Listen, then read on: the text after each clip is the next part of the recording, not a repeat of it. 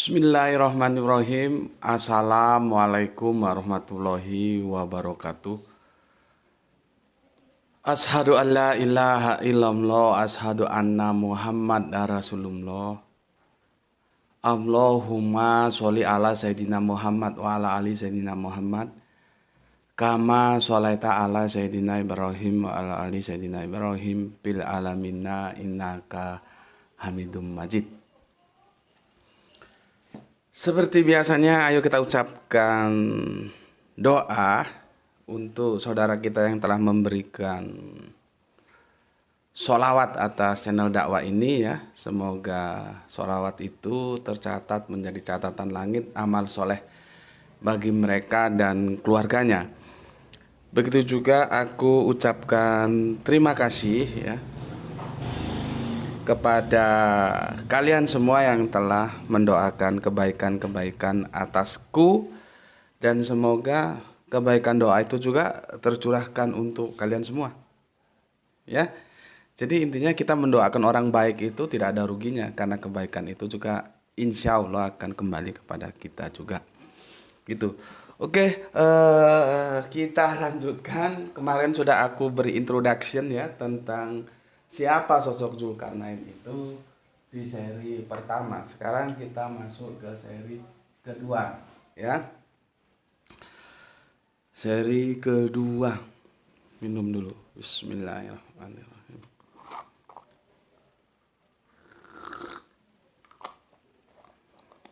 Jadi aku review sejenak ya. Pada waktu itu ada dua Arab jahiliyah ya. Ini namanya agak sulit, ini aku baca dulu ini. Uqbah bin Abi Mu'aid dan Nader bin Harits ya. Ini dari Makkah ke mana itu? Ke Madinah ya, ketemu dengan Rabi Yahudi ya. Lalu di antara mereka terjadi sebuah kesepakatan lah gitu ya. Kesepakatan, apakah itu bisa disebut kesepakatan baik atau kesepakatan buruk ya? Kita lihat aja nanti. Jadi intinya si dua utusan dari Makkah, si Arab jahiliyah ini disuntikkan informasi oleh Rabi Yahudi ini lewat sebuah pertanyaan ya. Dan pertanyaannya itu ada 3 ya. Dan kita kemarin sudah menukil ya Markus 12:28-23 dan Yohanes 1:19-22, di mana di situ kita bisa dapatkan sebuah penjelasan bahwa memang karakter Yahudi itu suka bertanya ya. Suka bertanya, mereka nggak gampang percaya, suka bertanya ya. Nah, nanti apakah bertanyanya itu ngetes untuk tahu orang ini orang benar atau tidak, atau untuk menyudutkan orang yang ditanya itu ya, itu nanti konteksnya yang menjelaskan kepada kita apa dari konteks pertanyaan itu ya. Oke, pertanyaannya adalah anak muda yang hilang ya, yang itu tentang Ashabul Kahfi itu, kemudian tentang laki-laki pengembara atau tentang ini yang kita bahas ini, dan Zulkarnain gitu ya. Itu sebetulnya kesepakatannya begini, kalau memang itu bisa dijawab ya berarti dia benar nabi, kalau tidak berarti dia itu penipu gitu loh ya. Itu penipu ya. Dan sudah aku jelaskan kemarin, nabi itu langsung ngomong, ya besok jawabannya gitu ya, besok jawabannya ya. Tolong ini penjelasanku dipahami ya, supaya kalian paham, karena ada anjing yang salah memahami. Ya namanya juga anjing ya. Bagaimana dia bisa memahami dengan cerdas bagaimana manusia ya. Tapi bagaimanapun anjing itu tetap diperlukan, makanya aku piara anjing itu di sini. Kalau dia nggak menggonggong kan nggak rame nanti grupnya ya. Anjing itu begitu, karakternya begitu. Tapi walaupun begitu, tetap kita perlukan. Maka aku kan nggak pernah menghapus komen-komen para anjing itu. Biar aja, ya. Itu menjadi suasana di channel ini menjadi rame, menjadi hidup. Jadi memang kita piara, ya. Kan begini prosesnya, aku jelaskan dulu. Ya. Kanjeng Nabi mengatakan, ya besok.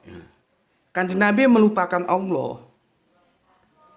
Kanjeng Nabi itu melupakan Allah. Kanjeng Nabi nggak bilang insya Allah besok gitu. Karena berdasarkan pengalaman-pengalaman yang ada, begitu ada masalah, langsung turun firman. Dari itulah maka Nabi secara secara otomatis langsung ketika ditanya bilang oh iya besok gitu, nggak bilang ya insya Allah besok, enggak gitu, karena pengalaman masa lalu. Nah disinilah selama 2 minggu ya, kira kisaran 2 minggu ternyata firman itu nggak turun. Nabi sempat bingung juga ya. Jadi pahami, firman itu tidak turun ya, itu karena Allah akan memberikan pelajaran kepada Kanjeng Nabi agar dalam sesuatu itu ucapkan insya Allah. Karena kita tidak tahu, karena kita memang tidak maha tahu apa yang terjadi besok. Itu loh ya. Jadi kalau ada anjing yang bilang Tuhan Allah negeri Mekah itu harus berpikir selama 2 minggu atas pertanyaan para kaum Yahudi, itu kan karena anjing itu goblok. Seharusnya dia tidak menjustis seperti itu, dia tanya. Itu baru manusia. Kalau ini anjing, ya, karena dia nggak bisa memahami. Alhamdulillah pertanyaan ini turun dari anjing, bukan dari saudara-saudaraku yang Islam. Berarti Anda cerdas, Anda nggak tanya. Begitu juga tentang diksi turun yang sudah aku jelaskan. Ini anjing ini nggak jelas juga, nggak ngerti juga dia. Jadi adanya terjedah 2 minggu itu bukan seperti yang disimpulkan sama anjing itu bahwa Allah tuh masih mikir gitu. Orang Islam tidak sebodoh itu, sebodoh-bodohnya orang Islam. Karena orang Islam itu paham benar yang namanya Allah itu sebagaimana dipahami oleh saudara-saudara Yahudi. Wal awalu wal akhiru. Dialah yang awal dan yang akhir. Dia mengikat ruang dan waktu, bukan terikat ruang dan waktu.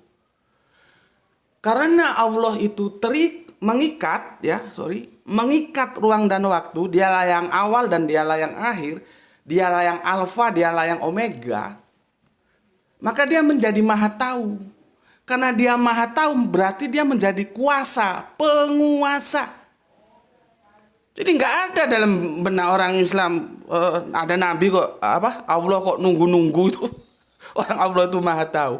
Nunggunya itu karena memberi pelajaran kepada Kanjeng Nabi Muhammad agar lain kali kalau ada janji bilang insya Allah. Itu loh, dulu permasalahannya di situ, bukan nunggu-nunggu.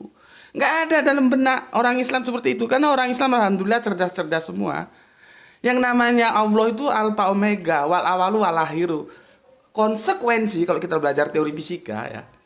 Konsekuensi penguasaan terhadap ruang dan waktu berarti dia menjadi maha kuasa.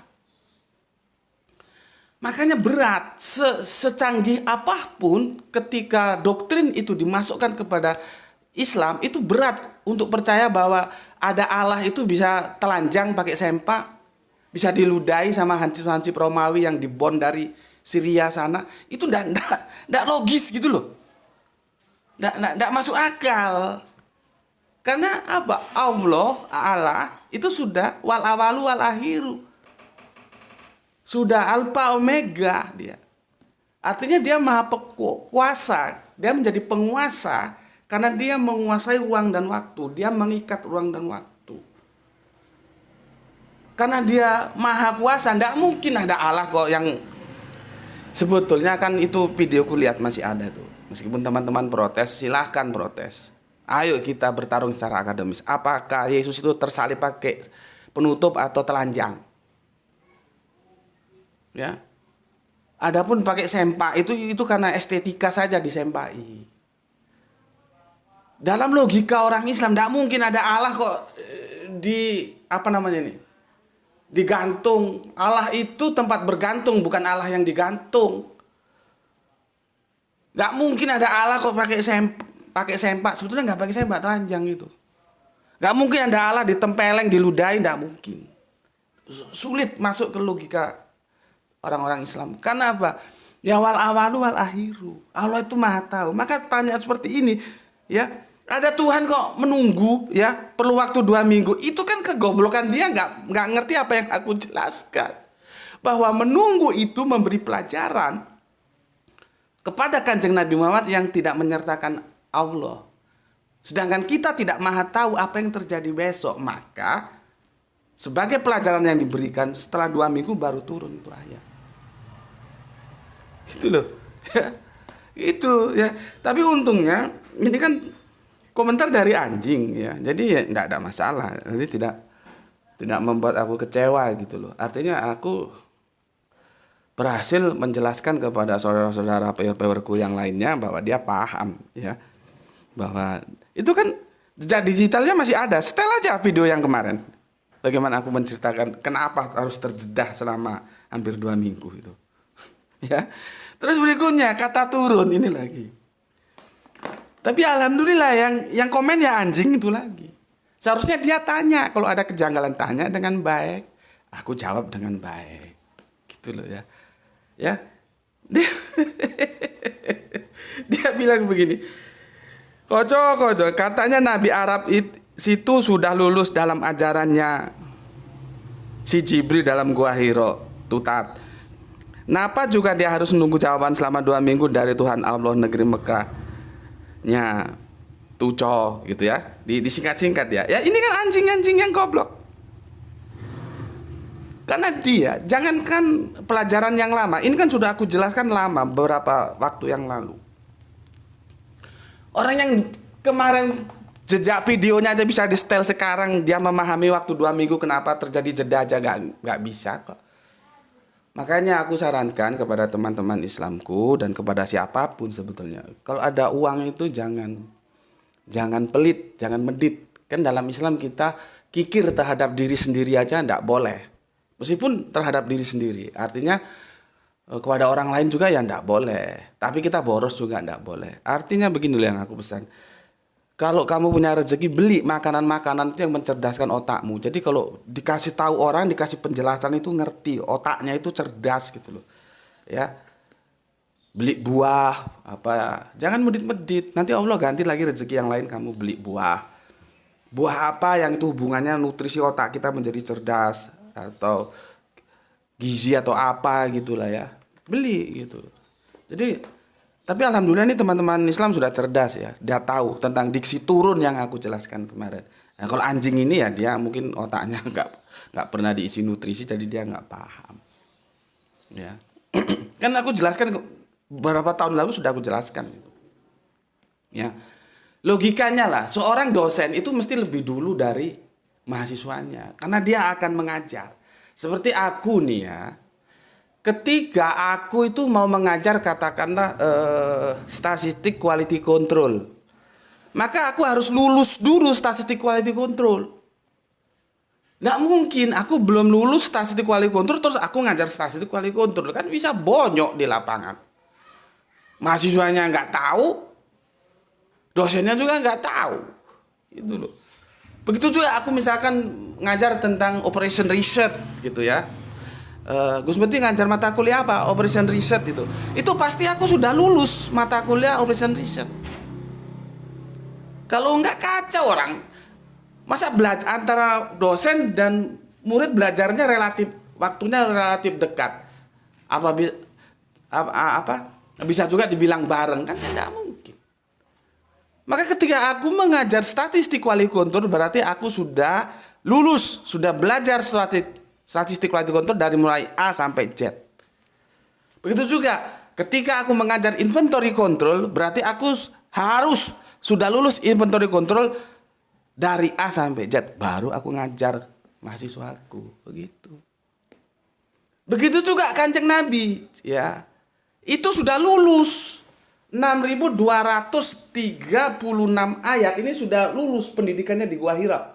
Allah menurunkan langsung gurunya malaikat Jibril. Ini sudah lulus. Maka dia sudah menjadi nabi. Nabi menjadi guru kita. Guru Al-Quran. Karena sudah diturunkan. Maka aku bilang, kata turun, jangan kamu anggap turun dari atas ke bawah gini. Turun itu artinya diajarkan. Seorang guru silat menurunkan ilmunya kepada muridnya. Nah, itu artinya menurunkan itu mengajarkan. Begitu juga Al-Quran ini dari Allah via malaikat Jibril sudah tamat 6.236 ayat diajarkan kepada Kanjeng Nabi Muhammad. Di mana tempat pendidikannya? Ya, itu ada di Gua Hira. Setelah tamat 6.236 ayat atau Al-Quran dari A sampai Z tamat, baru dia diangkat jadi Nabi mengajar kepada kita manusia ini.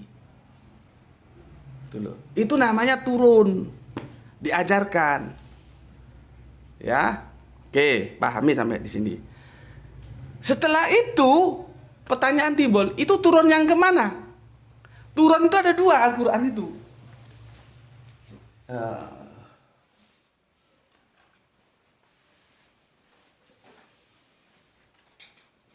Sini nampak, Le?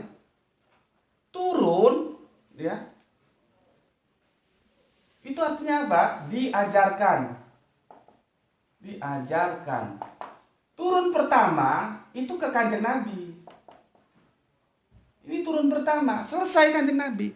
Baru nanti turun kedua dari Kanjeng Nabi ke kita. Dulu lewat para sahabat. Ini lokusnya itu di Gua Hira. Ini kepada para sahabat yang nantinya terus kepada ke kita. Ini di Darul Arkom. Setelah Kanjeng Nabi memprogramkan dia Nabi, lalu Watermelon ya, belah semangka yang menerima dibina lewat pendidikan, lewat education, studi Al-Quran di Darul Arkom, yang menolak dibiarkan dulu. Ini dulu, yang menerima dulu di rumah kata orang Jawa, dirawat. Nah ya, jadi penurunan Al-Quran dari Allah ke Kanjeng Nabi via Jibril sudah selesai. Itu penurunan pertama. Nih. Tapi penurunan dari Nabi ke manusia kita, yang pada waktu diwakili oleh para sahabat dan orang-orang yang mau menerima Islam, itu penurunan kedua belum selesai pada saat itu. Belum selesai. Itu loh. Dan Nabi ini tidak sembarangan. Nabi sudah dapat 6.236 ayat. Sudah ngerti semua, udah hafal, orang dia akan menjadi dosen kok. Artinya dia harus paham dulu Al-Quran dari A sampai Z.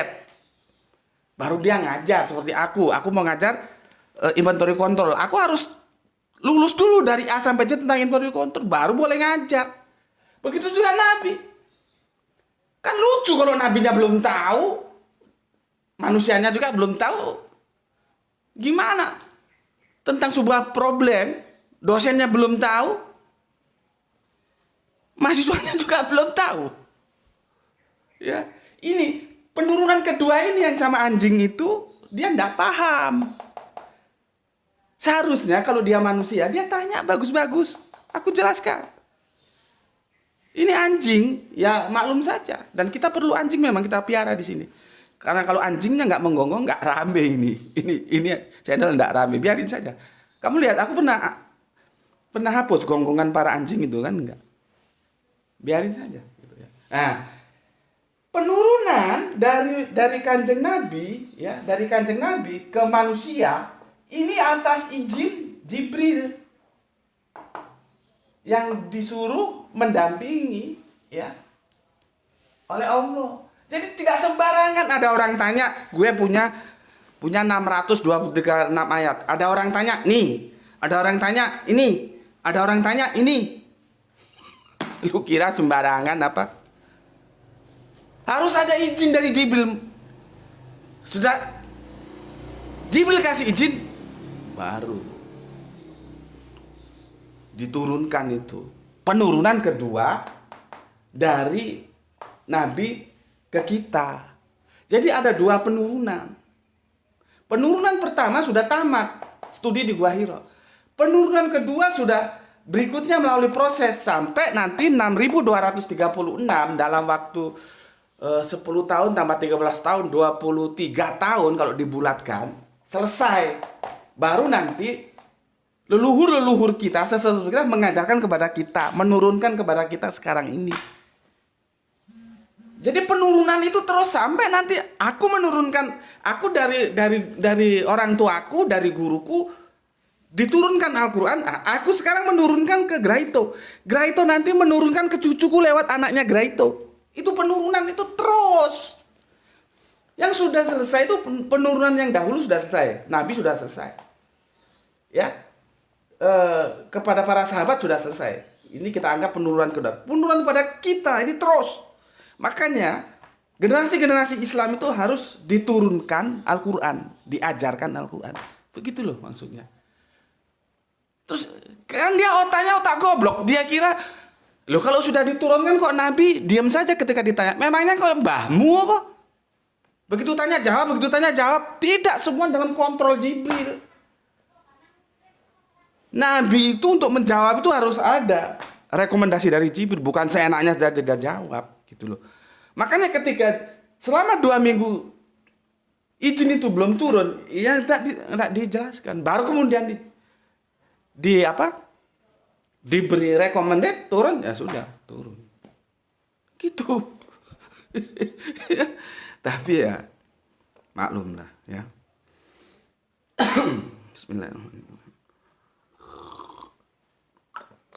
Maklum lah, namanya juga anjing ya. Biarkan kita pelihara di sini biar menggonggong. Karena kalau nggak menggonggong sepi. Ya, itu ada videoku, judulnya apa dah lupa aku, tentang penurunan Al-Quran. Kalau nggak salah aku jelaskan tentang diksi turun. Jadi diksi turun itu jangan dipahami atas bawah gitu, enggak. Kalau kita ketemu kata turun dalam Al-Quran itu artinya diajarkan gitu ya. Diajarkan ya.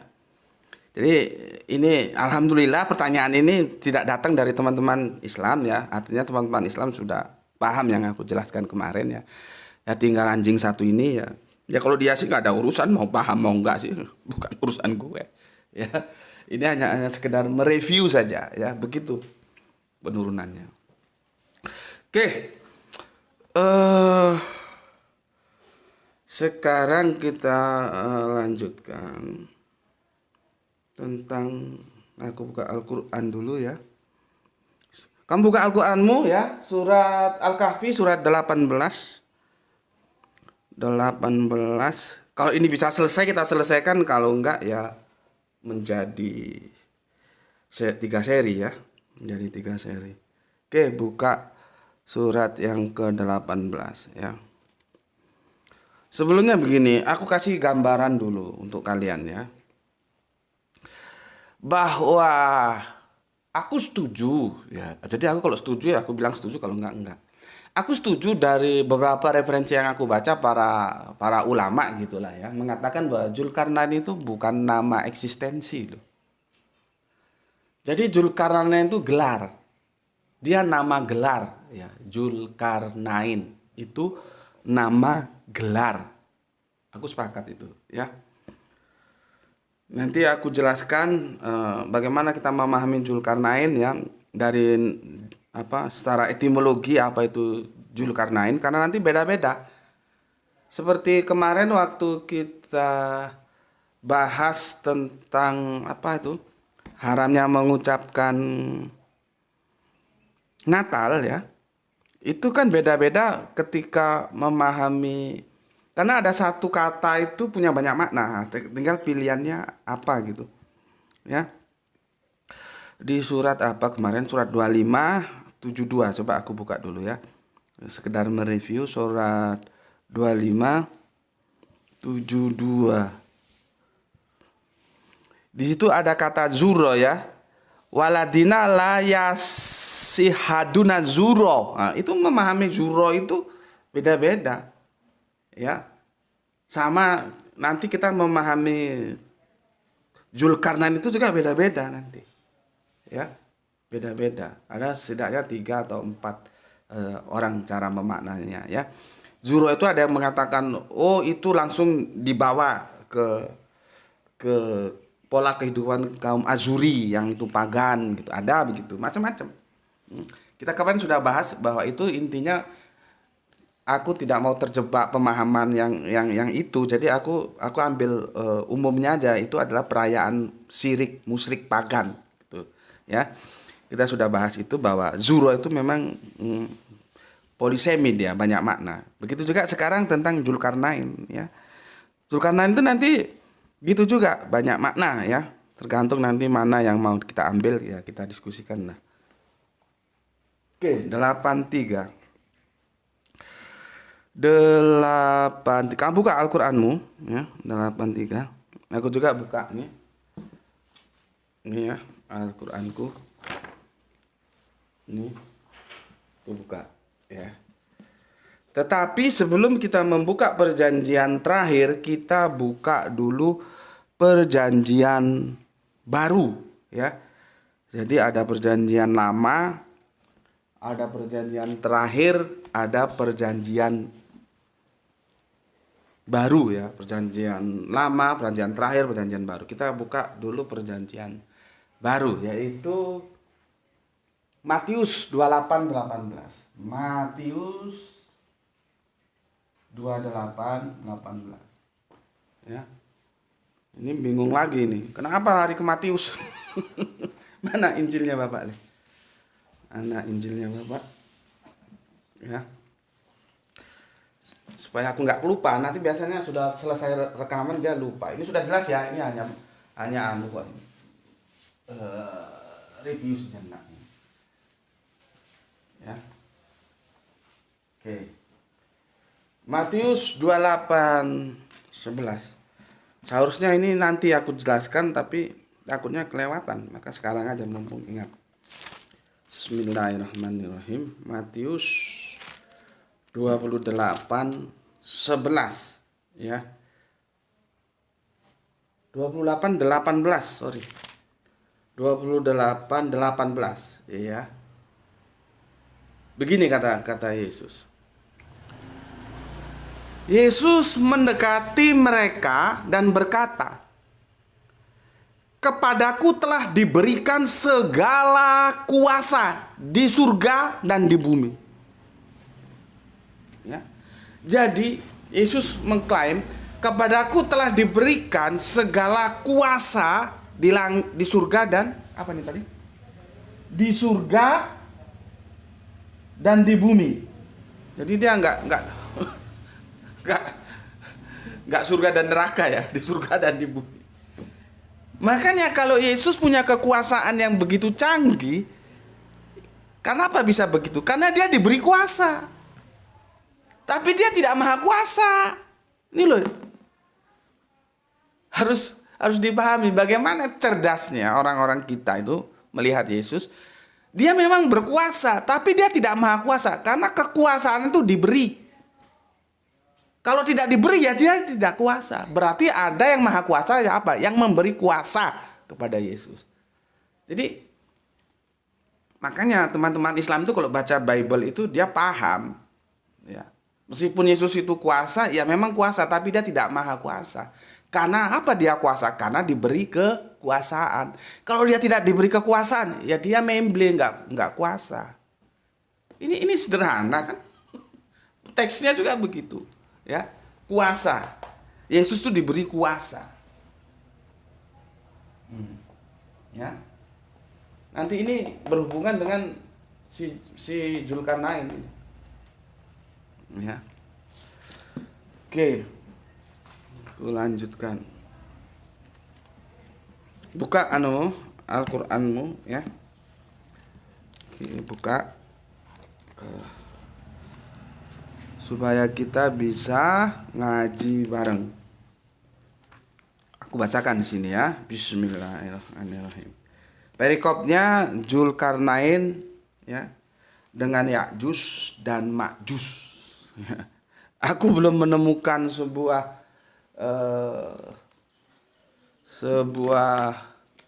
informasi yang jelas.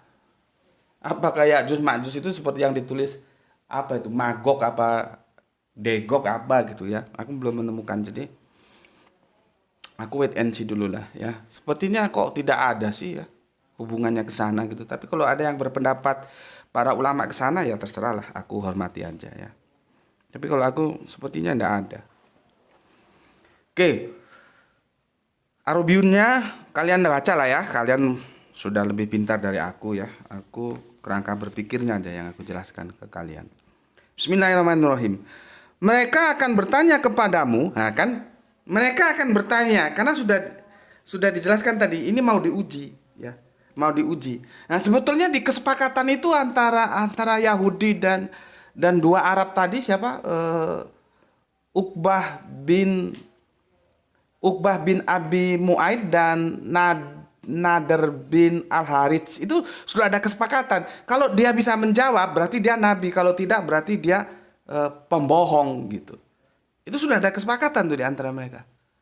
Ya, kita lihat aja nanti setelah dijawab oleh nabi apakah mereka terus menerima. Ya belum tentu juga. Ya berarti dia tanya itu tujuannya bukan untuk mencari kebenaran. Makanya aku bilang kemarin, tanya itu ada dua kemungkinan. Dia akan mengkonfirmasi untuk kebenaran atau memang sengaja untuk menyudutkan. Nabi itu sebetulnya mau disudutkan. Kalau dia nggak bisa jawab, oh ini berarti bukan nabi pembohong. Tapi alhamdulillah Allah tolong nabi bisa jawab. Ya. Oke. Dan mereka akan bertanya kepadamu tentang Zulkarnain. Katakanlah, aku akan bacakan kepadamu cerita tentangnya. Ini zikri ini sebetulnya ya memang cerita sih ya, tapi lebih tepat itu sebagai pelajaran atau sebagai pengingat. Zikrullah, ingat kepada Allah gitu ya. Sebagai pelajaran lebih tepat. Tapi kalau diterjemahkan cerita tentangnya ya monggo lah ya. Tapi kalau ini Arabisnya kan zikr ini ya, zikri itu sebagai pengingat sebetulnya. Sebagai pelajaran ya. Juga bisa begitu ya. Al-Quran itu kan al-zikr ya. Jadi itulah bahasa-bahasa itu biasanya saling terkait. Oke. Jadi setelah nunggu ya 2 mingguan baru recommended-nya turun. Maka diajarkanlah ayat ini kepada yang bertanya ya. Sekarang yang 84. Sesungguhnya kami telah memberi, lihat itu, memberi kekuasaan kepadanya di muka bumi, dan kami telah memberikan kepadanya jalan untuk mencapai segala sesuatu. Ya. Aku jelaskan dulu ya. Di sini ada diksi 84 ya. Diksi 84 ya. Itu ada sababah. Di sini diterjemahkan jalan, ya benar juga sih jalan. Sebetulnya sababah itu sebab-sebab, ya sebab-sebab. Tapi di sini diterjemahkan jalan, oke lah, setuju aku. Jadi begini, kita misalkan bercita-cita ingin jadi dokter gitu ya. Jalan kita untuk menjadi dokter itu mudah, ada saja jalannya. Tapi kan ada kadang-kadang kita ingin jadi tentara gitu ya. Tapi jalan untuk menjadi tentara itu seperti tertutup ya. Sulit gitu untuk tembus ke sana gitu. Ya. Itu kira-kira gambaran sababa ya. Sebetulnya sababa itu sebab-sebab, tapi ya jalan juga bagus lah ya. Terus makana di ayat yang ke-8 ya. Makana itu kami telah menempatkan ya. Ya. Kami telah menempatkan. Jadi segini. Kalau 84 itu begini. Mulai 83 tadi ya. Dan mereka bertanya kepadamu, Kanjeng Nabi Muhammad maksudnya, tentang Zulkarnain. Katakanlah aku akan membacakan kepadamu kisahnya. Ya, itu sebetulnya ditutup zikir ya. Dan aku sudah jelaskan tadi. Berikutnya yang ke-84, sungguh kami telah memberikan kedudukan ya, kedudukan kepadanya di bumi, dan kami telah memberikan jalan kepadanya segala sesuatu. Jadi makana itu apa ya, makana itu ya? Ya kedudukan itu. Kedudukannya kalau dia raja ya sebagai raja ya. Itu makana, itu kedudukan yang kuat. Ya, itu telah diberikan. Kalau di sini di 84 ini, kalau di sini ya begini, sesungguhnya kami telah memberikan kekuasaan kepadanya. Ya memang sih orang yang punya kedudukan itu berarti punya kekuasaan. Ya oke lah. Makanya diterjemahkan kekuasaan, oke, tidak ada masalah ya.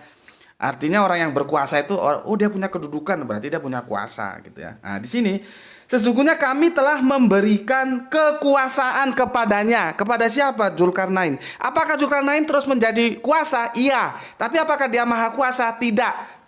Lalu apa tujuannya aku menjelaskan Matius 28:18? Sama. Kasusnya sama Zulkarnain ini sama. Ya, sama. Kekuasaannya itu diberi, bukan kekuasaan mutlak punya Zulkarnain. Bukan kekuasaan mutlak punya Yesus, bukan. Ini ada di Quran surat 18 ayatnya berapa ini tadi? 84. Ya. Kuasa. Kuasa itu diberikan.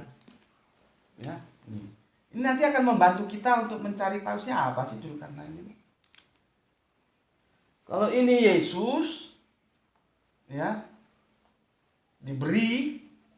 Kalau ini Zulkarnain, diberi. Diberi apa? Kuasa. Ya. Sudah 30 jam. 30 menit sudah. 36. Waduh, nggak bisa selesai. Nggak apa-apa wes, ini kita bikin 3 seri aja. Ya. Sama Bapak selesaikan dikit nanti. Ya. Pahami ini? Zulkarnain itu diberi kuasa, sama dengan Yesus diberi kuasa. Oleh siapa? Oleh yang maha kuasa. Pertanyaannya, apakah Zulkarnain maha kuasa? No. Apakah Matius maha kuasa? No. Mereka berdua ini sama, diberi kuasa, bukan mereka berkuasa mutlak. Ya. Oke. Itu ayat yang ke 84. Ya, sekarang ayat ke-85. Maka dia pun menempuh jalan, ya, sababa di sini jalan, oke lah, jalan nggak apa-apa. Jadi menempuh jalan untuk mencapai tujuan. Jalannya itu banyak jalan dikasih. Kadang-kadang kita untuk seperti aku pingin punya rumah itu kan mencari jalan. Bagaimana sih jalannya supaya punya rumah ini, ya Allah? Lewat apa, bisnis kecil-kecilan kok supaya nanti punya itu jalan. Dan ada kalanya jalan itu memang sulit. Kadang-kadang jalan itu buntu, ada kalanya jalan itu tidak ada sama sekali. Ada kalanya jalan itu dipermudah. Nah, ini Zulkarnain itu dipermudah jalannya. Maka dia menempuh suatu jalan, bukan satu loh ya, suatu jalan. Ya, suatu jalan. Itu di 85. Kemudian 86. Hingga apabila dia telah sampai ke tempat terbenam matahari, bayangkan, terbenam matahari, dia melihat, ya, matahari terbenam di dalam laut yang berlumpur hitam, dan dia mendapati di situ, ya, segolongan umat. Kami berkata, hai Zulkarnain, kamu boleh menyiksa atau boleh berbuat kebaikan terhadap mereka. Lihat itu, ya. Kenapa bisa Zulkarnain seperti itu? Karena dia diberi kuasa. Dia diberi otoritas untuk memberikan punishment atau reward. Yang pagi tadi sudah kita bahas tentang janganlah beramal itu karena ingin reward. Karena reward itu otomatis mesti Allah kasih. Beramal saja kamu mau sodako saja. Jangan karena yang ingin satu menjadi 700 terus kamu bersodako, berarti kan Allahnya kamu sampingkan. Dan itu sudah kita bahas pagi tadi, ya. Makanya kajian-kajian gue seperti itu terkait, ya, terkait. Oke, sementara sampai ayat ke berapa ini? Ke 86 ya. Nanti yang 87 sampai 98 kita jelaskan di seri yang ketiga, ya. Bismillahirrahmanirrahim. Aku akan menjelaskan dulu ayat yang 86 secara khusus. Sebetulnya ini di luar konteks, tapi nggak apa-apa. Kalau orang Sumatera bilang sekali mendayung 2-3 pulau terlampaui. Karena apa? Ayat ini banyak disalahpahami oleh teman-teman khususnya dari Kristen. Ya. Tapi ya nggak apa-apa, karena juga di antara mereka ada yang bertanya baik-baik. Itu gimana? Ada yang langsung seperti anjing, ya ada, langsung menjustis, dia nggak tahu duduk permasalahannya. Dia bilang, Al-Quran tidak sesuai dengan sains. Masa matahari terbenam di laut? Dia nggak tahu bahwa ini Al-Quran ini menceritakan apa yang dialami oleh Dzulkarnain. Al-Quran tidak mengatakan bahwa matahari terbenam di laut. Gitu loh. Ya. Coba teksnya. Hingga apabila dia telah sampai ke tempat terbenam matahari, dia. Nah, jadi Al-Quran itu menceritakan dia. Siapa dia itu? Dzulkarnain. Dia melihat matahari terbenam di dalam laut yang berlumpur hitam. Ya. Dan dia mendapati di situ segolongan umat. Ya. Kami berkata, hai Dzulkarnain, kamu boleh menyiksa atau boleh berbuat kebaikan terhadap mereka. Yang itu nanti, aku jelaskan nanti. Aku akan fokus masalah matahari yang terbenam di laut. Kalau misalkan kita tanya para saintis, benar nggak matahari terbenam di laut? Ya nggak ada. Dan Al-Quran tidak pernah mengatakan matahari terbenam di laut. Yang Al-Quran katakan itu apa yang dialami oleh dia, yang itu Dzulkarnain. Ini cas nih. Ya, ini dicabut. Ngerti? Seperti kalau kita pergi ke tepi pantai di kala senja itu, kamu lihat matahari itu terbenam di mana? Itu loh, maksudnya itu. Keterbatasan mata kita dalam memandang objek yang begitu besar dan begitu jauh, maka kita akan mengatakan matahari itu terpendam di laut. Padahal enggak ada ceritanya matahari terpendam di laut. Enggak ada. Dan Al-Quran tidak pernah mengatakan matahari terpendam di laut. Yang Al-Quran ada, dia mendeskripsikan bagaimana Dzulkarnain, dan itu sama dengan kita, bagaimana kita ketika kita ada di bibir pantai, senja hari, kita melihat matahari itu seolah-olah terbenam di laut. Dan itu semua manusia, mau agamanya apa kok mesti melihat seperti itu. Mau kafir kok mesti seperti itu, karena itu sains. Sains itu hukum besi, dia nggak melihat agamamu apa. Ya. Kamu punya agama atau tidak, itu sains nggak mau ngurus, dia hukum besi, dia begitu. Benda jatuh ke bawah itu gravitasi Isaac Newton itu yang ditemukan, itu hukum besi itu. Mau agamanya apapun, kalau bawa benda dipegang jatuhnya mesti ke bawah gitu. Begitu juga ketika kita melihat matahari di senja hari di bibir pantai, mesti seolah-olah kita melihat, karena kemampuan mata kita itu terbatas, matahari itu terbenam di laut. Itu yang dialami oleh Dzulkarnain seperti apa yang kita alami, dan itu yang dijelaskan Al-Quran. Tapi pada kenyataannya tidak ada matahari terbenam di laut. Karena laut itu bagian bumi. Matahari itu lebih besar dari bumi kalau kita lihat galaksi itu. Mana mungkin yang lebih besar terbenam ke yang lebih kecil. Itu seperti bola tenis lawan bola voli. Mungkin bola voli itu terbenam di bola tenis? Enggak mungkin gitu. Ya, tapi ya kembali tadi ya. Ada yang bertanya baik-baik, ya kita jelaskan ya tentang ayat ini. Karena banyak teman-teman apologet Kristen yang menggunakan ayat ini ya. Ada yang bertanya baik-baik, ada yang seperti anjing ya, itu kenyataannya seperti itu. Dan aku sudah jelaskan secara gamblang seperti itu ya. Oke. Aku ada kepentingan dan kita sudahi sampai di sini, dan ini ternyata rencanaku 30 menit, molor lebih 30 menit ya. Mohon maaf kalau yang mintanya pendek-pendek, ini panjang juga ya. Maka aku usahakan kita akan berhenti di seri ketiga nanti ya. Oke, jadi itu ya. Nanti kita lanjutkan Al-Kahfi 18 di ayat 87 yang sudah aku jelaskan ke kalian, ayat 83 sampai 86. Itu dari aku. Bismillahirrahmanirrahim. Alhamdulillahirabbil alamin.